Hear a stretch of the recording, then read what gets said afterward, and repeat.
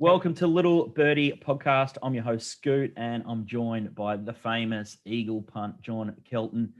He's nearly the mayor of SA Racing. He's got a big profile. Some say he's the richest man in South Australia, tongue in cheek, but he is a great bloke. I've met him a few years ago, and he's a name that I've known in the industry for as long as I've been in the game. I've been in the game for about 12 years. I used to work for a bookmaker called Alan Iskander, and this bloke's name used to pop up and scare the living bejesus out of us when fixed odds markets were operating in the early days of punting. Welcome to the Little Birdie podcast, John Kelton. Thanks, Nick. Thanks for having us. Mate, you've got a pretty big reputation in SA at the moment, but your betting journey, it started a long, long time ago, and your old man's into the punt as well. You got a racing family, haven't you? Yeah, I've got a racing family. My father and both my grandfathers are into it. My grandfather used to go and clock the horses at Morphettville, so he was sort of very seriously into it. He held a day job, but always got up at 5 a.m. to go to Morphettville and clock the horses, and he indoctrinated my dad and our family into it, and I followed on from that. And my father stayed involved in some racing administration. Now he's semi-retired. He's been on the board of Racing SA. He's currently on the board of the SA Jockey Club. So he's very passionate about it in South Australia. Yeah, and how would you say the SA racing scene is at the moment? Just the last few months or so, there's been a bit of an upsurge. We've had prize money increases in SA. The yearling sales that just completed last week were really strong. They were clearly up on last season. So there's a lot more positive vibe here than there would have been in the previous couple of years. So things are going right. It's just a matter of the punting turnover staying strong to be able to sustain these prize money increases. That's going to be the hard selling point with the point of consumption tax. So if that can keep going, the prize money increases and the positivity out of the yearling sales should mean good field sizes. The tracks currently are good to bet on. The new Murray Bridge track's been sensational since it's come on a couple of years ago. Yep. So the product's good. There's plenty of horses around, and the prize money's certainly increasing. Yeah, I think they've made the right call, SA, going with racing.com, and it's a big eyeball game, isn't it? People that are watching the sport and consuming the sport, having big field sizes to bet on is crucial. And you've mentioned how good Murray Bridge is. It's definitely a track that us guys like to play on as well. Yeah, it's a big, flat, open track, and every horse generally gets their chance. The main Morphettville track's a great track to bet on. Those two in Gawler, I think, are all really good punting tracks. And generally, the Wednesdays or most of the Saturdays, we get one of those tracks to bet on, which is good. And where would you say that your area of specialty is? Do you just focus on Adelaide racing, or what about Victoria and other jurisdictions? Are you looking everywhere for horses? Because you obviously buy and race a lot of tried horses as well, not just. I look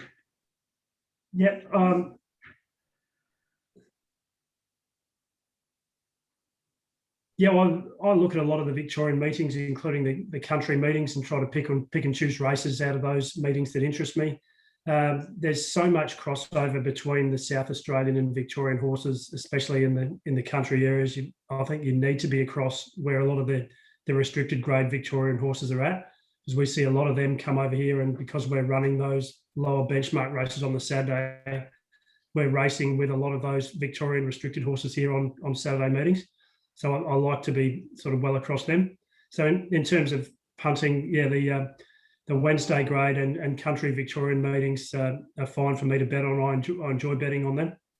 Yeah, and how's your association with Will Clarkin evolved? Where did you meet, and how did you form that alliance?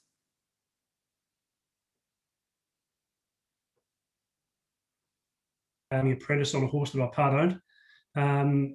I've probably followed him as a young trainer when he started training a couple of horses, and I would have had raced horses with him probably for the last 5 or 6 years, back when he only had a handful of horses around the place and in work. I've been able to watch his stable grow. He's been a fantastic trainer for all the horses that I've had. He's got a lot of similar philosophies to me. He enjoys working with the tried horses, working out what their issues are, whether they're mental or physical issues, and doing his best to to get those horses back to the whatever their level of peak performance is. So between us, we've been able to identify a lot of those prospects and get them either back to where they were a couple of years before that, or even improve on that and take them to a better level. It's definitely looking that way. And what would you say your best horse in the stable is at the moment that you've got a hand in with, Will? The highest performed horse at the moment is Bella Vella. We bought her as a trot horse a couple of years ago. She was racing around in sort of midweek and country New South Wales, so she's climbed a lot of grades. For her to be competitive in Group 1 level, she needs a few things to go her way, but she's probably just a couple of lengths off those top horses, but she's a real trier and she's a very honest horse. So she's been great fun to race. The other horse in the stable at the moment that's possibly the best horse in the stable is Ironclad. He's a UK import that Australian Bloodstock sourced. His last win at Morphettville on Adelaide Cup Day in the listed race had a fair bit of X factor about it.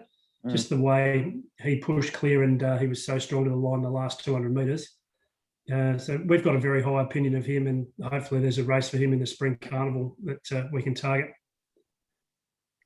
Of the rest of them, there's a couple of others that we've still got, like Parsifal still poking around, although he had a reasonably serious injury a few months ago. Hopefully we can get him back to a good level because he's a Melbourne quality sprinter. And outside of them, one I don't have a share in, but he's going through the grades is Bo Rosser, who was quite impressive on Saturday at Morphettville. I think your sidekick for Friday night, Shane Adair, tipped it up on Bet Doctor last week for the followers. Well, he was on the ball then. The horse had been working really well and had jumped out well, so it was good to see him put in on race day and do that. He'll have the bar race for him a little bit over the Adelaide Carnival, and we'll see where he gets to. And the Clarkin Yard, sort of, it's no surprise or secret that you guys don't mind to bet. And can you recall a nice little betting plunge or a time where you got up a couple of the bookies' skirt and probably, won a bit too much off them at one stage? You can never probably win too much, but is there one that stands out in your mind?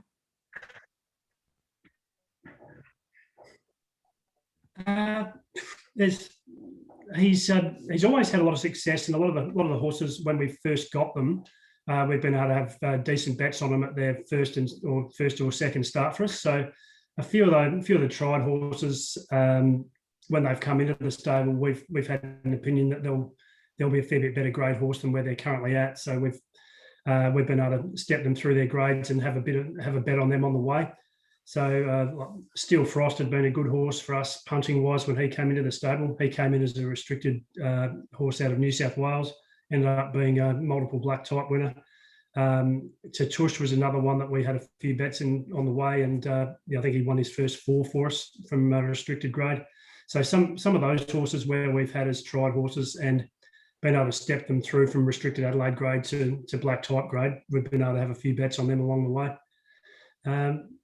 There's probably a few of the other ones that Will's pulled off bigger plunges are out in the provincial area that are very ordinary horses. So they might have only ever won one race for the stable, but probably got a soft spot in people's hearts. Oh, we love the wider the venue, the more that you sort of sometimes should have on, given the grade of the races. But looking towards Friday night, I think Will's got 2. Looking at the noms, he's got Stan the Caddy and Bella Vella. Are they likely to line up on Friday night? Stan the Caddy, we had him nominated in Melbourne and Adelaide. The Adelaide race looks very suitable, so I'd say that he'll most probably stay in Adelaide. Mm-hmm. Bella Vella at the moment, looking at the weather forecast for Sydney, that's got us all confused. So she'll either go to the race on Friday night or the Galaxy in Sydney, but we might even accept in both and have a look at the fields and wait for the weather forecast. Yep. Then we need to make a decision on Thursday whether she goes down to Melbourne or not, or stays in Sydney. Mm-hmm. We also had Lara Chess nominated for Friday night. I'd say at this stage she'll run at Morphettville as well. So if we have a runner, it'll most probably be Bella Vella. She really likes the track. She's run well there nearly every time we've taken her there. 1200's right at the limit of her performance range, but she can get it around the valley, and I'd be confident she's going to run well wherever she runs this weekend. And what do you think about a horse like September Run off its last start? Is that a horse that worries you, or is it a horse that you could probably put the pen through?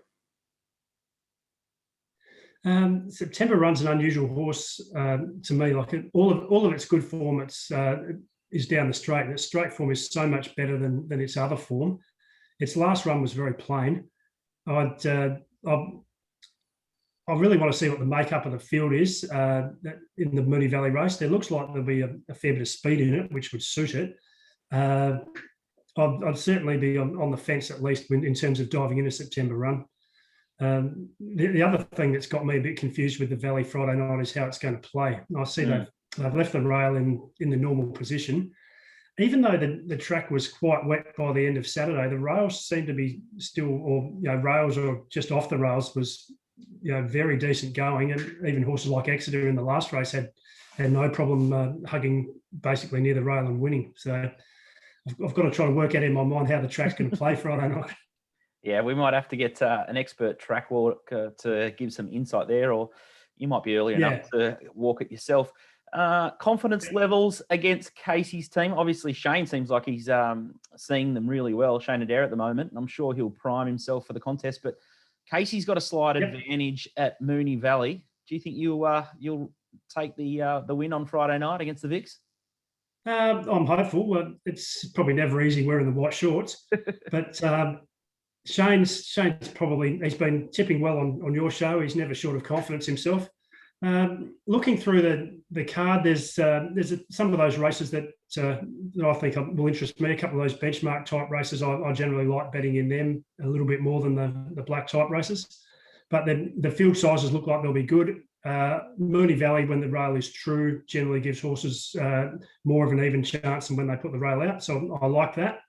And a lot of Moonee Valley comes in terms of luck in running and which horses get runs and which horses don't. So it's a place that anything can and does happen. So I'll be hoping some of that happens Friday night. Good stuff. All right. Well, thanks for joining us. And anyone at home who still wants to come to the track, head to littlebirdie.pod.com and head to the shop. It's $150 per person for a ticket, and that includes a meal and your drinks and the entertainment for the night. We're going to have the live audience, and you're going to be able to fire in any question to any of the panel. We've got DK on the roving mic. No doubt he'll be up and about. He's been doing some fantastic work lately. I see he's been dressing up as Top Gun Maverick at a local fancy dress lately. But this is going to be a good laugh, good fun, and more importantly, you're going to see two teams that know their form inside out, betting with live betting banks across a card of cracking races on a Group 1 night at Moonee Valley. It's something that racing hasn't really seen before, but I'm sure it's a concept that is going to stick. And a big thanks to you, John, for joining me today. Thanks a lot, Vic. I'm looking forward to Friday night. Should be great fun. If you want to join the stream and deposit anywhere from $50 up to $1,000 and choose your team, Victoria or South Australia, or you can back both to beat Top Sport, head to littlebirdie.pod.com and check out the tab there, Moonee Valley Nights, or check out our Twitter page at Little Birdie TV. Can't wait for Friday night. We'll see you then, John. Thanks. Cheers, Nick. See you, bud.